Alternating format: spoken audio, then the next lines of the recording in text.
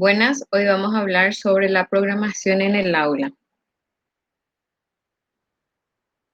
La programación en el aula se designa al instrumento con el cual los docentes organizan su práctica educativa, articulando ese conjunto de contenidos, actividades, metodologías, estrategias, la utilización de textos, recursos didácticos y secuenciando las actividades que han de realizar. Toda esta organización y articulación de la tarea docente se programa para un periodo, ya sea anual o semestral.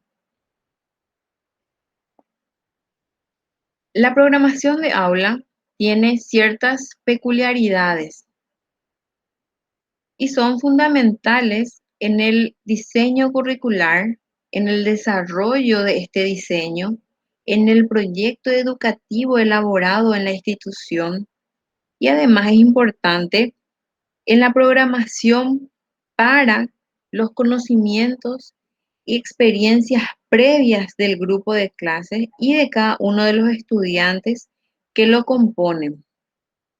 Lo que se pretende con esta programación de aula es proporcionar una mayor rigurosidad y coherencia al programa de trabajo que elabora cada docente para llevar a cabo sus tareas cotidianas como parte de un programa anual o semestral. El otro aspecto nuevo de esta programación de aula es la adecuación de lo que se enseña al nivel de conocimientos de los educandos y del entorno en el que ellos realizan su vida cotidiana.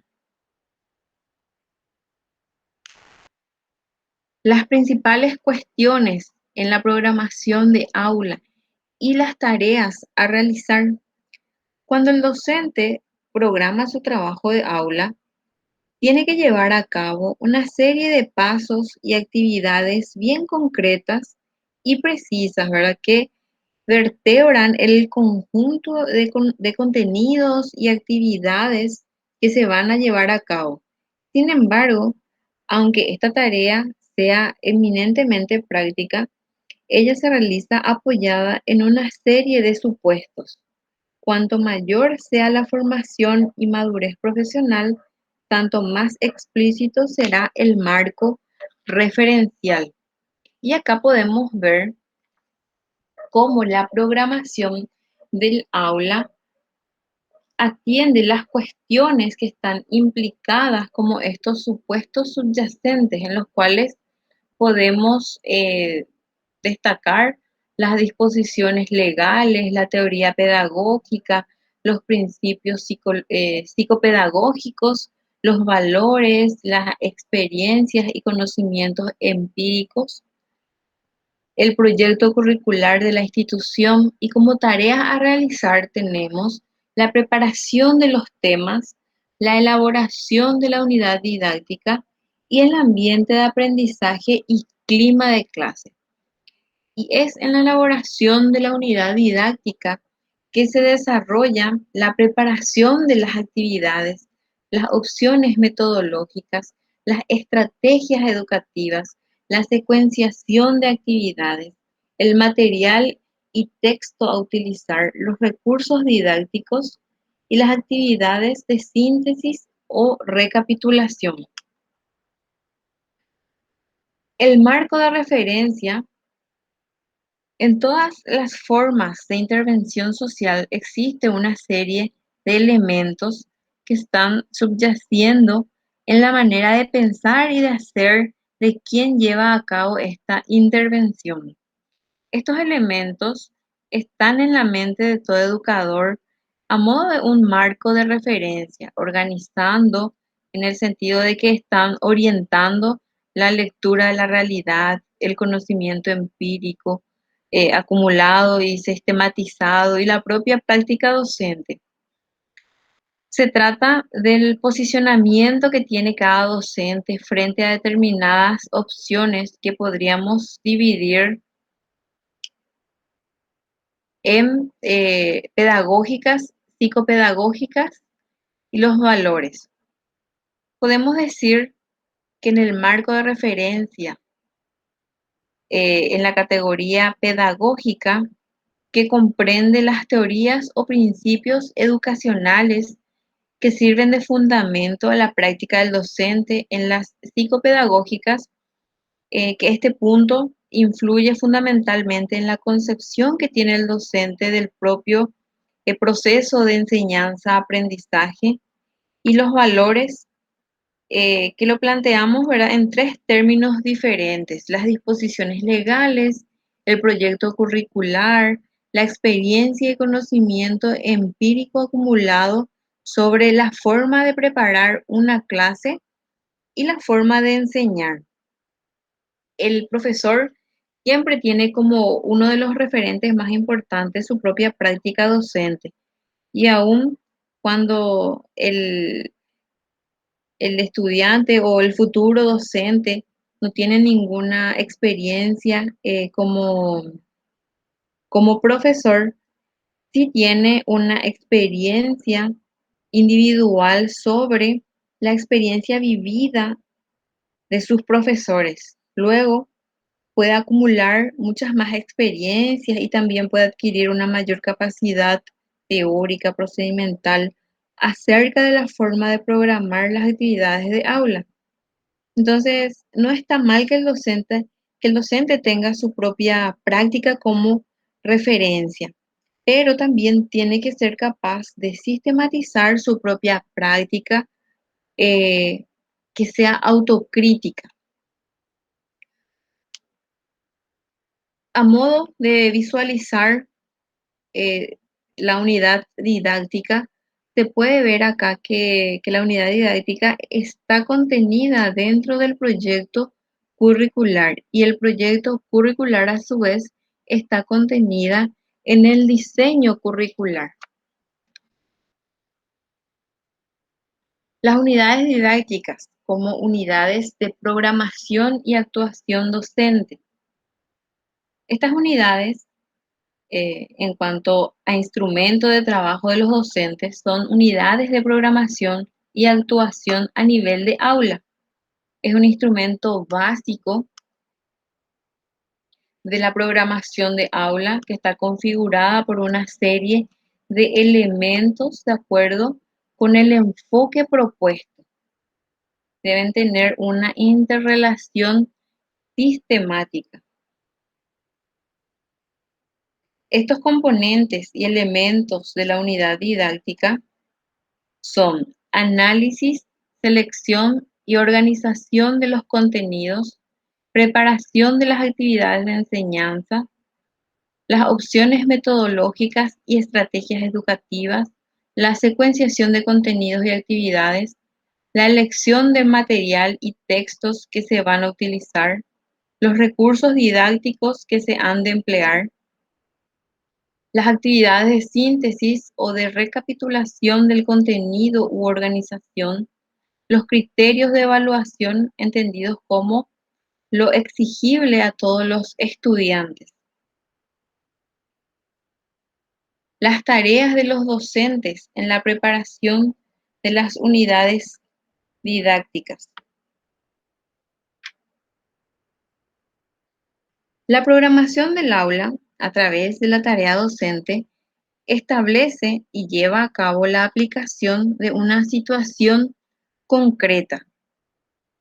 Otro aspecto que hemos mencionado, pero no exige un mayor desarrollo, es el relativo al enfoque e integración sistémica de cada uno de los componentes.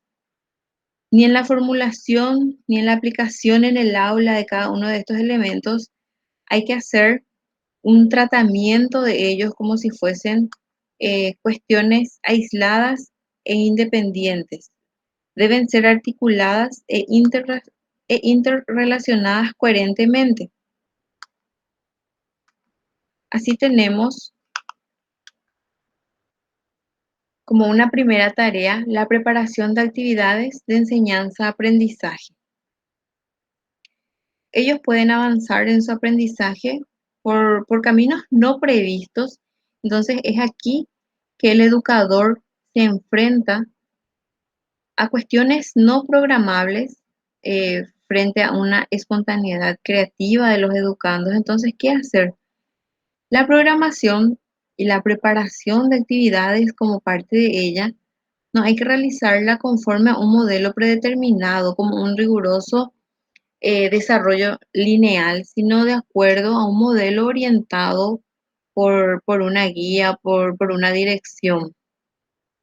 Para esto, el docente, además de respetar esa autonomía de los estudiantes, en todo lo que aquello que ellos puedan tomar eh, iniciativas, deben estar preparados para lo imprevisto y estar dispuestos a seguir caminos no esperados.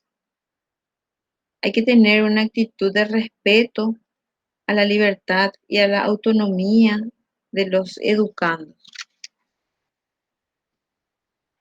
Las opciones metodológicas y las estrategias educativas. Estas opciones metodológicas, que son formas de actuar en el proceso de enseñanza-aprendizaje, y las estrategias educativas, que son formas de operacionalizar la metodología escogida, son aspectos o respuestas particulares a la cuestión de cómo enseñar. Hablar de opciones metodológicas significa seleccionar uno o varios métodos con preferencia, ¿verdad? A un método que sea algo para alcanzar el objetivo propuesto. Un método pedagógico alude al camino que se sugiere para enseñar algo fundamentado en principios psicológicos, pedagógicos, ¿sí? Las formas de enseñar pueden agruparse en clases magistrales, uso de técnicas grupales, talleres, trabajos prácticos, seminarios, todas esas actividades que ya hemos visto, esas metodologías, métodos, técnicas de enseñanza y de aprendizaje. Luego tenemos la secuenciación de esas actividades y contenidos. Se supone, ¿verdad?, que en la práctica o en la preparación de ese plan se elabora un guión, un esquema que tiene que tener un hilo conductor. Entonces hay que tener en cuenta una estructura lógica de cada disciplina, tal como para desarrollarlo sin inconvenientes, teniendo en cuenta los momentos de la clase, por decir así, que estén de manera coherente, la introducción, el desarrollo, el final, que tenga una fase de introducción, una fase de desarrollo y también una fase de síntesis. Los materiales y los textos a utilizar deben ser una buena selección porque son el apoyo o soporte intelectual de lo que el docente está enseñando. Son bibliografías básicas que se consultan y que les va a servir a los estudiantes como un alimento principal, por decirlo así, que va a tener la guía. Luego están los recursos didácticos que el docente tiene la posibilidad de usar una amplia gama, ¿verdad?, de materiales, pero para cada caso concreto tiene que saber cuál o cuáles son los más adecuados, atendiendo el tipo de actividad, la práctica, el aprendizaje, quiénes son los educandos, cuál es la realidad en la que están y las posibilidades prácticas de utilizar ese material de apoyo. Y como actividad de síntesis, se propone valorar el trabajo realizado en lo referente a los conocimientos, a los procedimientos y habilidades adquiridas, los valores, actitudes, recapitular los temas, valorar el trabajo individual o grupal realizado, analizar la aplicación que puede tener ese contenido con la vida cotidiana de los estudiantes. Hasta aquí es la clase de hoy. Muchas gracias.